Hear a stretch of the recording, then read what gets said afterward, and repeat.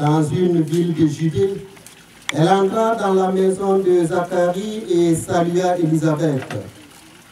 Or, quand Élisabeth entendit la salutation de Marie, l'enfant tressaillit en elle.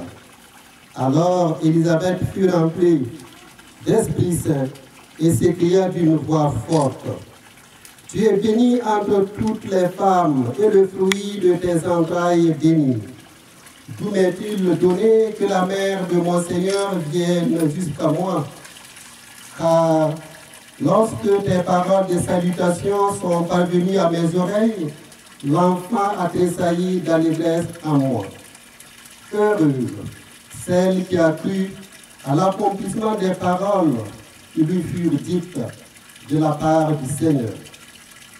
Marie dit alors: Mon âme exalte le Seigneur, exulte mon esprit en Dieu mon Sauveur.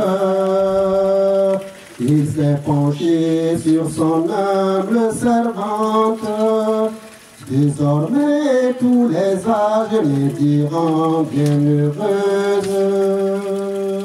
Le puissant fait pour moi des merveilles.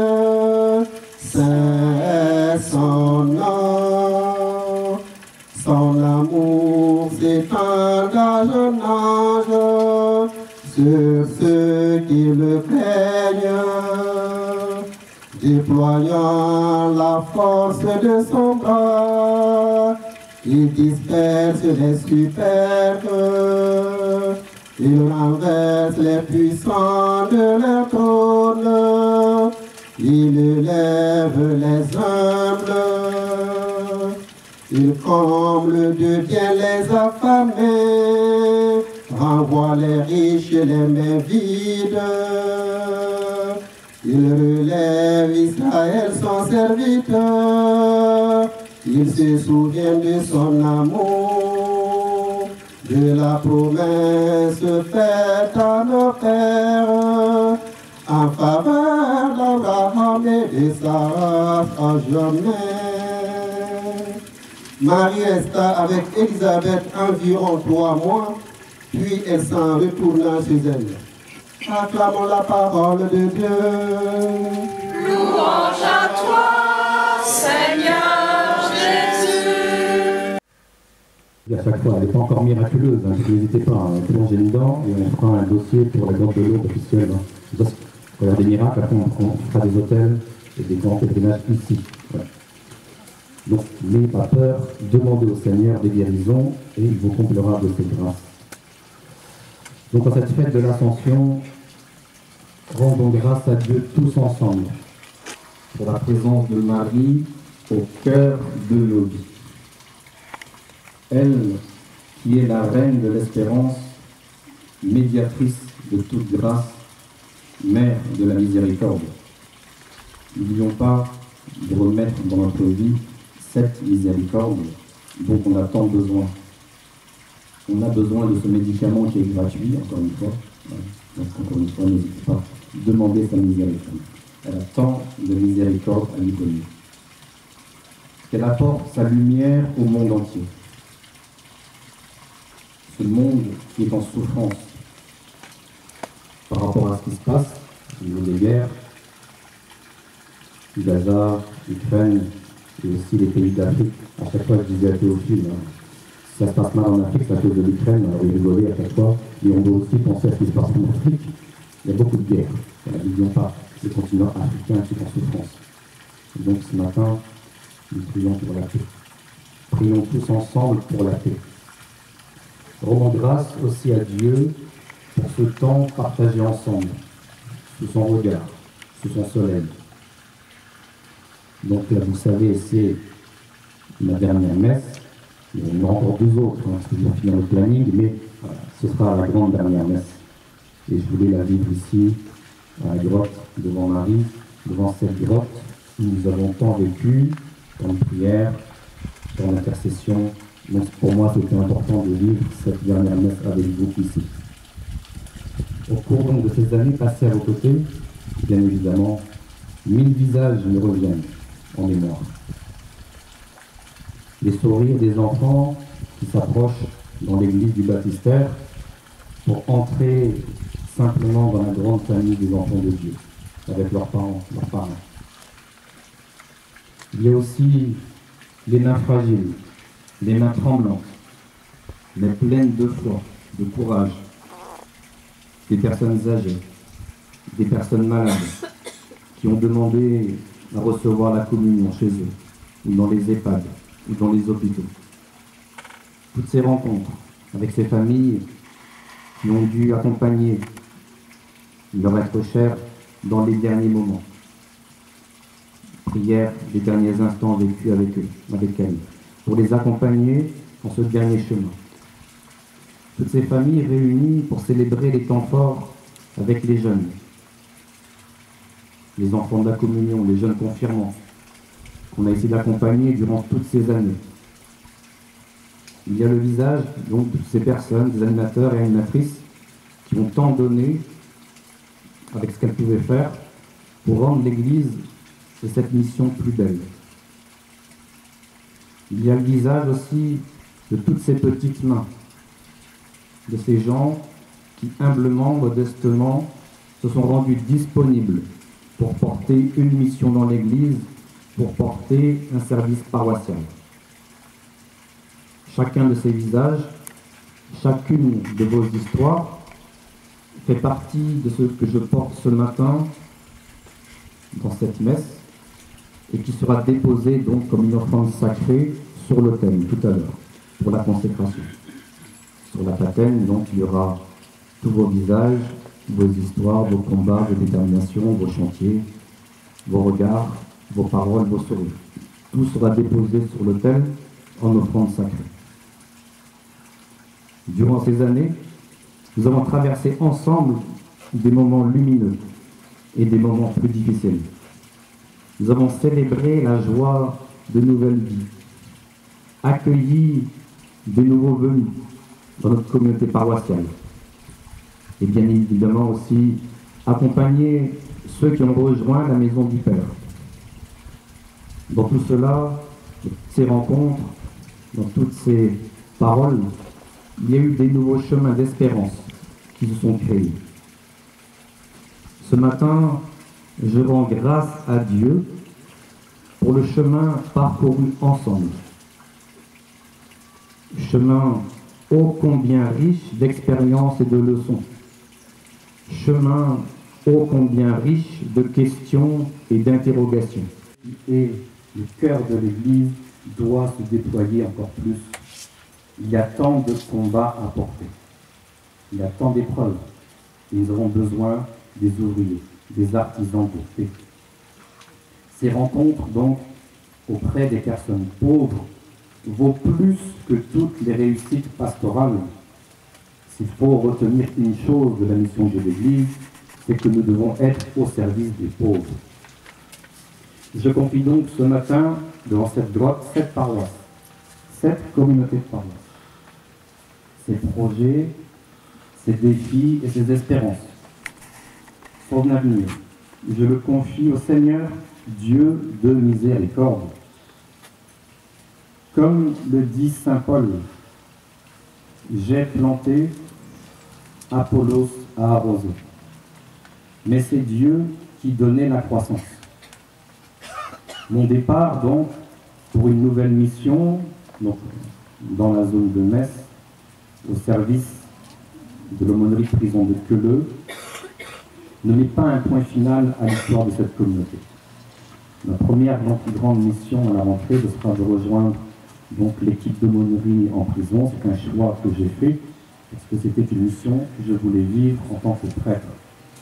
Et récemment, donc, je fais une parenthèse, j'ai découvert les conditions misérables des prisonniers en prison, avec notamment beaucoup de prisonniers qui dorment sur un matelas, qui n'ont pas de place.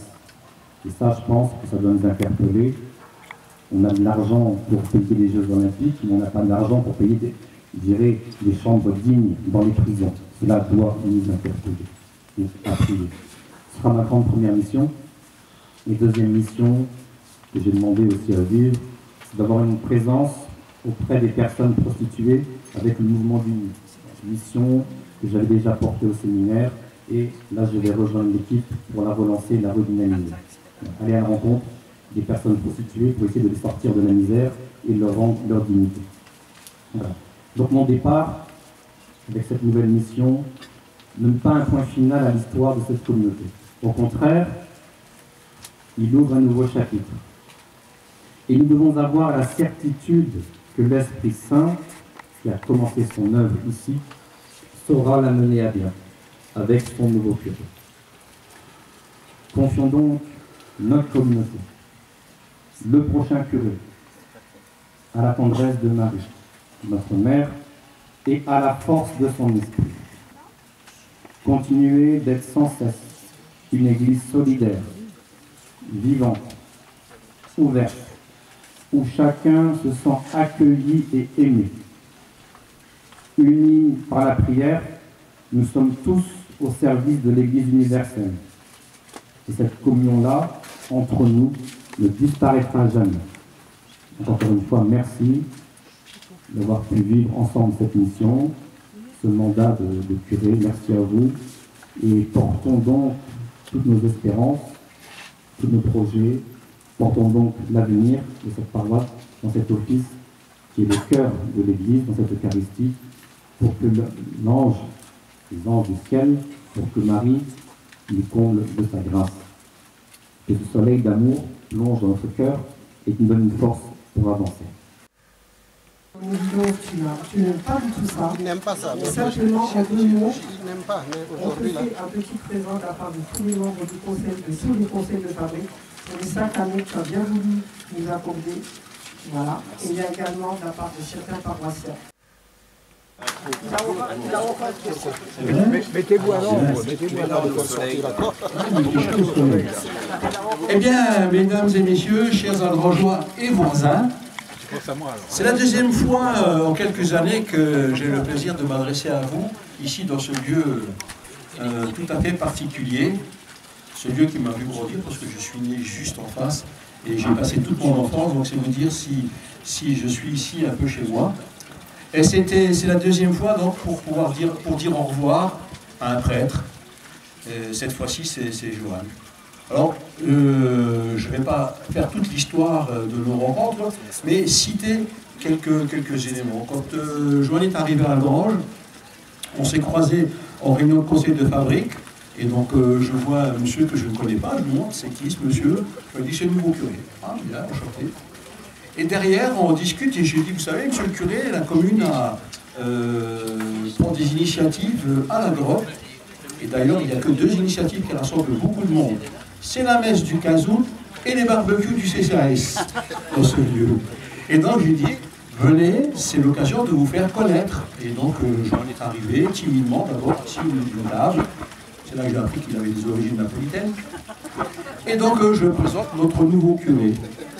Ce que j'ignorais de lui, c'est qu'un homme d'église, c'est quelqu'un, parfois, on pense être sérieux. Non, Johan est quelqu'un de facétieux.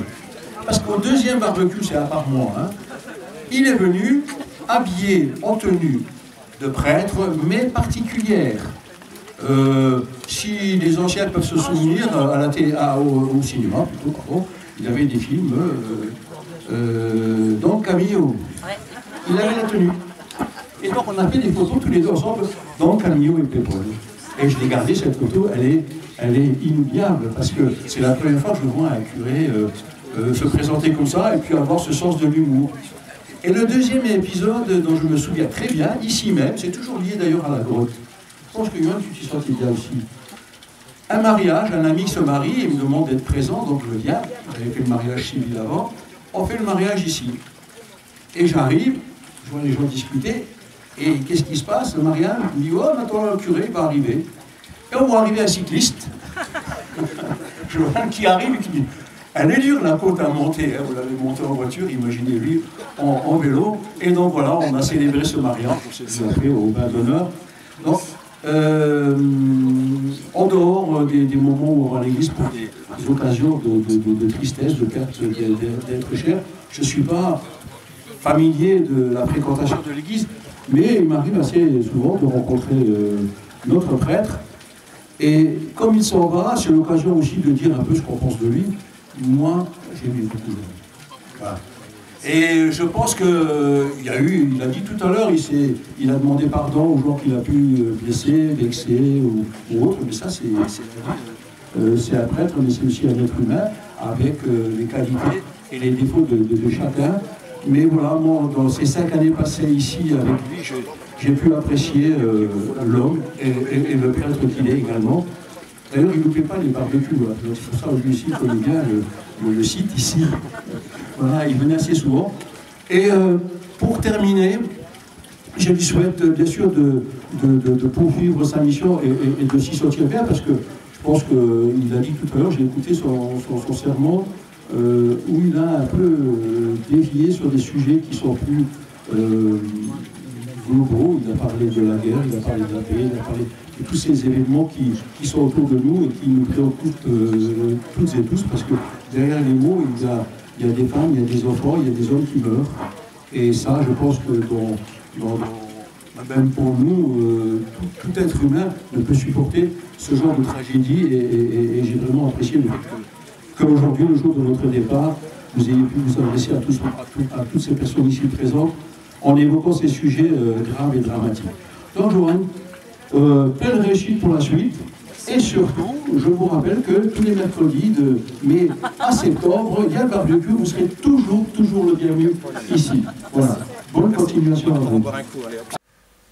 Il a fait des offices pour la grotte. Sans lui, on n'aurait pas beaucoup de personnes et on serait presque abandonné. À part, bien sûr, les élus qui lui donnent un coup de main, comme M. le maire. Des fois, il en a marre de me voir. Enfin, c'est le principe, c'est comme ça. Donc, je remercie M. le curé et bien sûr les remplaçants pour les baptêmes, les mariages, les messes, tout ce qui se produit à la grotte. Sans eux, on ne fait pas grand-chose. Alors, merci à tous.